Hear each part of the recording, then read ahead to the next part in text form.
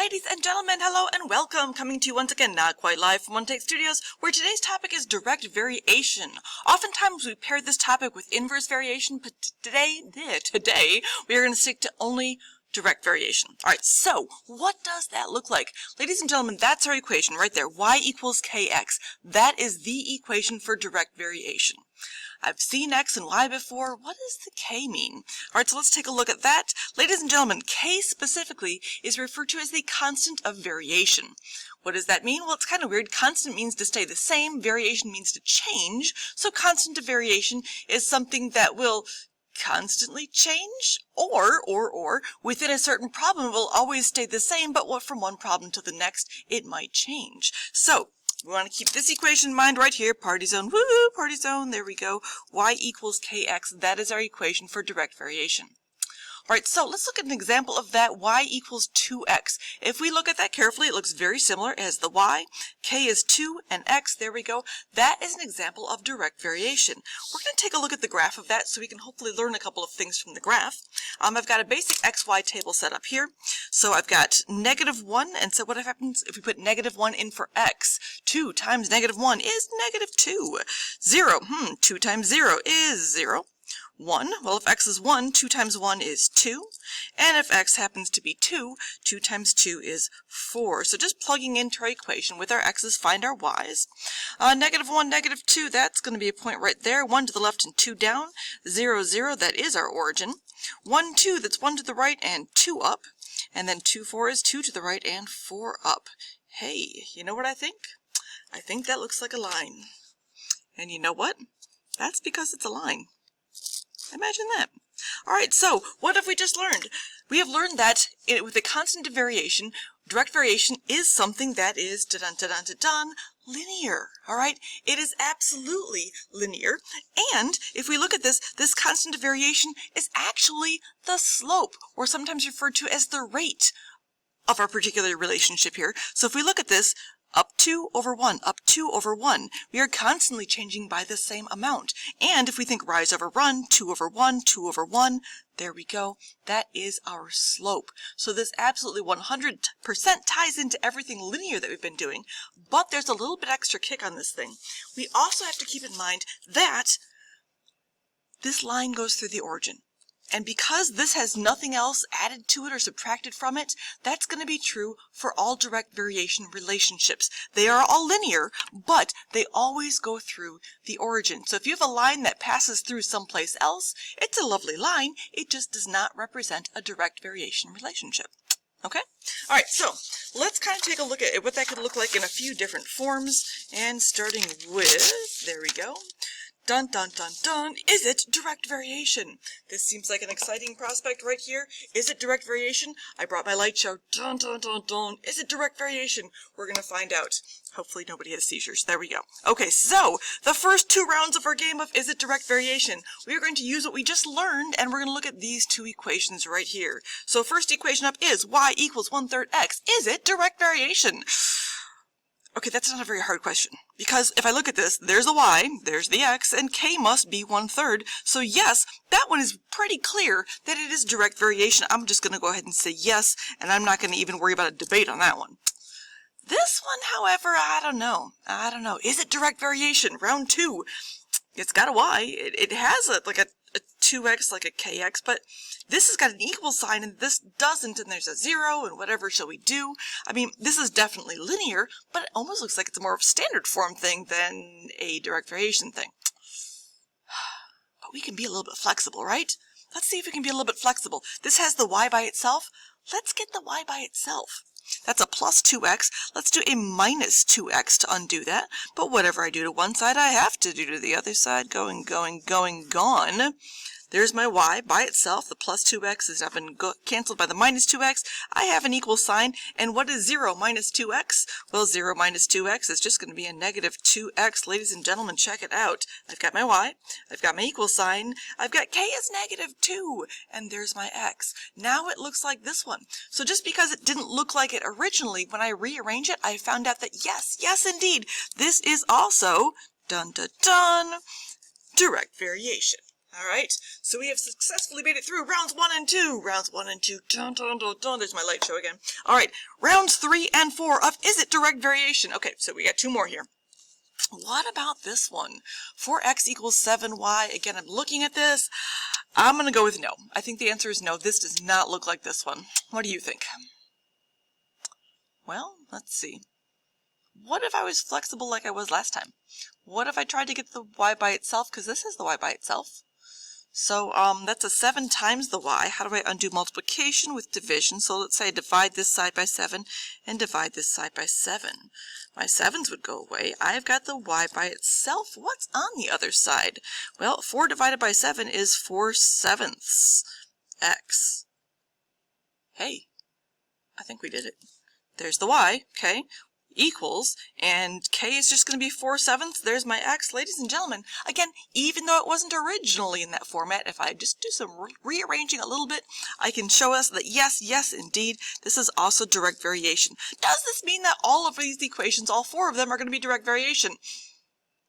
Let's find out. We have one more. Y equals 6x plus 2. 6x plus 2. I got the y, I got the equals, I got the 6 for the k, I got the x. Notice there's nothing else to this equation. We don't add or subtract anything. The fact that there's a 2 there? If I graph that, you know what I think would happen? Because if I plug in a 0, I'm going to get a 2. I think that this one would cross my y-axis at 2. Oops, I dropped my magic wand, sorry. So with this, I think that we have to throw this one out. All right, so it is absolutely linear. I can tell that by looking at it, but this one's not going to go through the origin. And that plus 2, that does not have part of our equation here. So, no, sadly, no, that is not going to be a direct variation equation. And that is okay. Whoops, all right. Sorry, I dropped it. There we go, boom, final, dun, dun, dun. Is it direct variation? That is our game. 3 yeses and a no. Okay, so is that all we can learn? Well, of course not, of course not. So if we're going to look at this, okay, so let's see here. Let's go with this statement next. So if y equals kx, which we know, then let's build on this idea of being able to rearrange things a little bit, shall we? So just humor me for a moment. What if I said I don't want y by itself? What if I want k by itself? I'm going to divide by x on both sides. Why would I do that? Because that's k times x, and I'm going to undo the multiplication by dividing. That's gone away. So then what do I have? I've got a y over an x, y over x equals, there's my k by itself. Ooh, okay, so this actually has a lot of value as well. So it is the same equation that we've got over here, same equation that we can see here, but it's just rearranged a little bit. How could this be useful? Well, we just figured out that we can decide if something's direct variation or not by looking at an equation, but what if we didn't have an equation? What if we had a bunch of ordered pairs instead? All right, so we're supposed to have this constant of variation, this number that's supposed to be the same every time. This one had a constant of 1/3, this one had a constant of -2, this one had a constant of 4/7. Does this one have a constant? Let's find out, but let's use this relationship. This says every time I do y divided by x, I'm supposed to get this value for k, this constant value. So these are x-y pairs, that's the y, that's the x. What if I did y divided by x? Y divided by x would be 4/1. Well, 4 divided by 1 last time I checked was 4, okay? But let's keep going. This one also says y divided by x here, so that'd be 12 divided by 3. 12 divided by 3 last I checked was 4. Interesting, interesting. So right now they both equal 4, which is the same number. Same number. One more time, y divided by x, 24. Oh no, my pen is dying. This is so sad. 24 divided by 6. All right, you think for a second, what is 24 divided by 6? And let's hope the orange pen is working today. 24. Oh, 24 divided by 6. Thank you, orange pen. There we go. 24 divided by 6 is also 4. So, ladies and gentlemen, 4 divided by 1, 12 divided by 3, 24 divided by 6. Every single time it equals 4. That is my constant. So if I'm looking at this and saying, okay, is this direct variation? Yes, it is. Because every single time I divide, I get the exact same number. I get this constant value. All right, let's look at one more of those then, shall we? Same kind of thing here. Whoops, sliding all over the place. Thank you, thank you, thank you. There we go. All right, so let's try this. Take a moment, pause, Try this. Decide. Do you think this shows direct variation? Go. Did you pause? I really hope you paused. So if we're looking at this again, back to my handy dandy orange pen, which hopefully is still working, and I do y divided by x, this is negative 2 divided by negative 1. Negative 2 divided by negative 1 is 2. Okay, that's 2. All right, go to the next one. Y divided by x, that's 3 divided by 1. 3 divided by 1 is, wait, 3 divided by 1 is not 2. So those two already do not equal each other. That's problematic. How about this last one? 6 divided by 4. 6 divided by 4, that is 3 halves, otherwise known as 1 1/2, which is not the same as 3 and is not the same as 2. Ladies and gentlemen, none of these are equal to each other.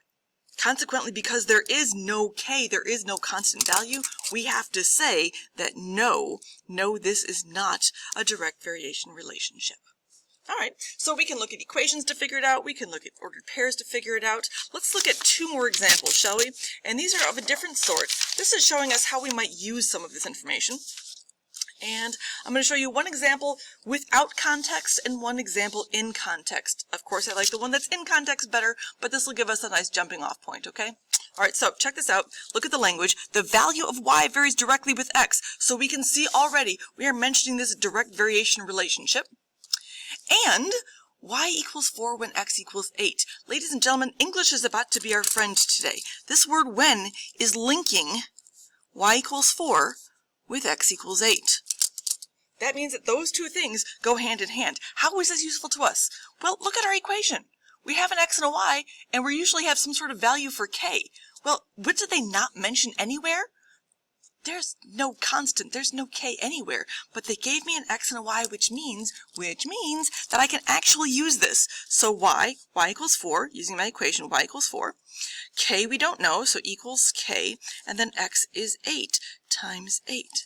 So I'm using this equation, plugging in this pair that I do have, and this way I can find out the value for my constant. I'm getting k by itself, that's times 8, so we'll divide by 8, say goodbye. 4/8, that is 1/2, so 1/2 is k. You know what? If we think about what we just did over here, this would actually still work because we just said that y divided by x equals k. Y divided by x, 4 divided by 8 equals k. Oh look, that works too. Everything's connected. It's so beautiful. All right, so let's go back to our equation then. So now that we know what k is, we can actually write this direct variation equation. Y is y equals, k, that's going to be 1/2, and there is x. Ladies and gents, right there, that is our direct variation equation for this problem. Have any of you noticed that we didn't even look at that second sentence yet? Yeah. Okay, let's go back to that.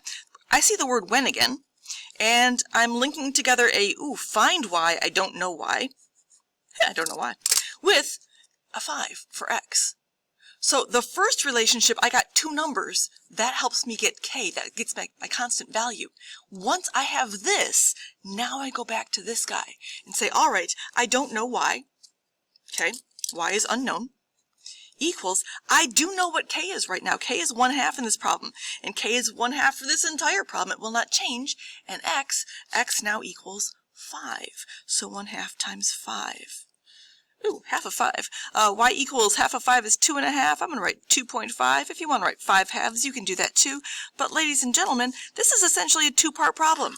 The first set of information gets us our relationship, and then using that relationship, we can find something that's missing. Well, that's kind of cool. All right, so that's one example, but it doesn't have any context with it, so it makes me a little bit sad. So let's do one more, I promise. Here we go. Christine has a job. Good for Christine. There we go. She earns $15 per hour working at her job. Her paycheck varies directly with the amount of time she works. Again, we are seeing this language, direct variation. But we also said this is linear. So let's think about things that we may have talked about for linear stuff. Could we also say that her paycheck depends on the amount of time that she's worked? That means that paycheck is dependent, amount of time she works is independent, so paycheck is going to be the y, and hours is going to be the x. X is independent, paycheck is dependent. So, what's the 15? Well, she always earns 15 every single hour. always, constantly earns 15. That's 15 per hour. Ladies and gentlemen, that is a rate. In other words, for this problem, the way this one is set up, they actually gave us K. That was really nice of them. Really nice of them. This says, write a direct variation equation. Dude, I can do that. Y equals, I know what K is. K is 15. So Y equals 15x, happiness, joy, there we go. Again, I don't like doing this without meaning. Keep in mind that we just said that the paycheck depends on the hours, so I might even change the variables on this. My paycheck depends on my hours. So in other words, if I work 1 hour, 1 times 15, my paycheck would be $15.